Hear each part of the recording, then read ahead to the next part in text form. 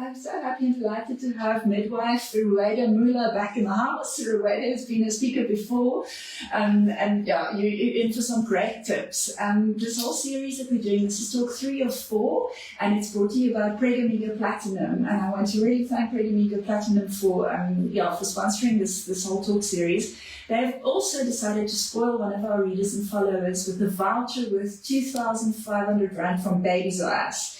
But you've got to participate in the comments in any way, shape or form to stand a chance to win that voucher. So that's super. I mean, if you're pregnant and you're doing shopping for baby to come, that's amazing. Thank you, PregOmega, very much for that. Today's topic, you guys know me, I like to chip in during these talks, okay? Also, I've been working in this pregnancy and baby environment for such a long time. But when it comes to labor and birth, I'm not going to chip in because I had C-section, so I really feel like it's kind of beyond my own personal experience, and obviously that's such a big deal. But you are out there catching babies day in and day out. I'm always nervous when I book you as a speaker, so I always think, what if a baby's coming and then Rueda can't make it? So I'm glad the babies are behaving today. Yeah, so just, we had chatted beforehand, birth tips. I think we wanted to start off with how to time contractions. Okay. Yeah. So that's, I think, the thing that everyone wants to know. When do I go in? I don't want to go in too early, and that's what we want to do. So timing contractions is waiting for the contraction to start. Yeah. And then the timer goes on. Mm-hmm. And then when the contraction ends, the timer goes almost, you're monitoring the length of that contraction. Okay. So a contraction will initially start maybe 15 seconds or 20 seconds initially. And then what it does is it fades away. So it's almost like your body has a biological clock in.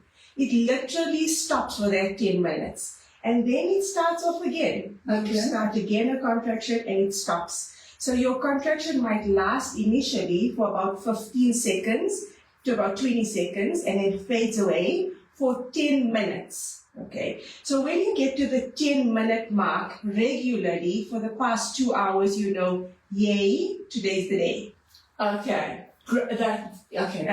Yeah. So, and then we monitor, okay, is it fading away? Because if it fades away and it moves on every 20 minutes or becomes every hour, we know it's false labor or baby dropping or there's changes in the cervix, but not dilating. Dilating is opening.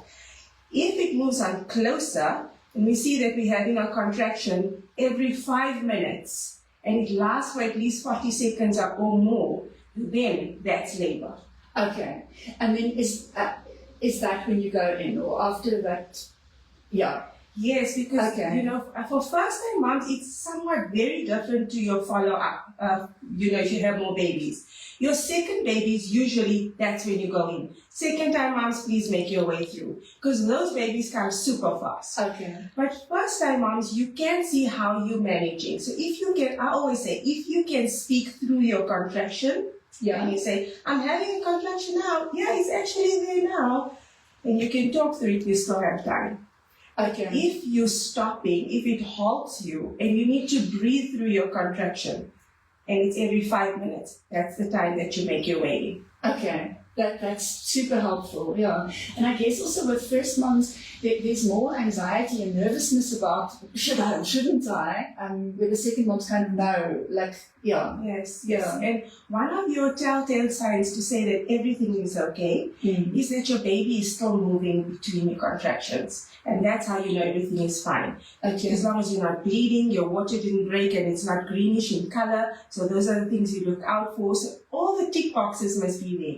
Contractions, baby's moving, you coping, and you're okay. And then you can wait. Okay.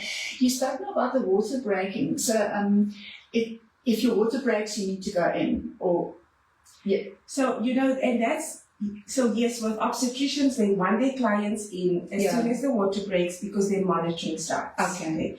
With midwifery led care is quite different because our clients have our cell phone numbers and they contact us all the time, so we're able to guide you. Yeah. Okay.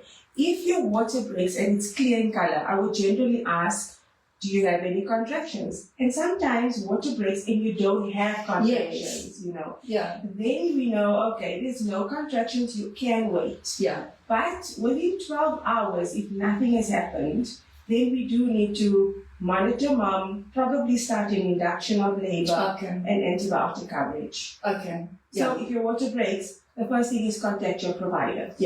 Yeah, great. I'm so excited. My nieces, it's like the first great-grandchild in our family, and baby's coming in June, and I am so super excited for this baby. So I hope you're watching. Yeah, because she's in the Netherlands, where they also do a lot of midwife care. And Okay, and what's next on your list? So on my list, it's, everybody thinks that birth is just that day.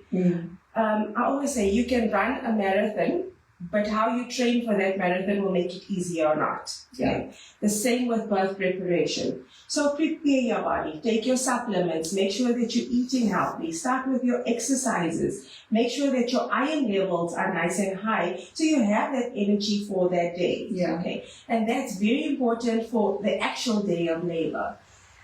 Fear overrides many of the beautiful moments in labor. And I want to tell the moms that don't let fear destroy your beautiful moment. You can convert your room into anything you wish. You can take, whether it's a government hospital, whether it's a hospital facility, take your fairy lights through, take your candles that smells good.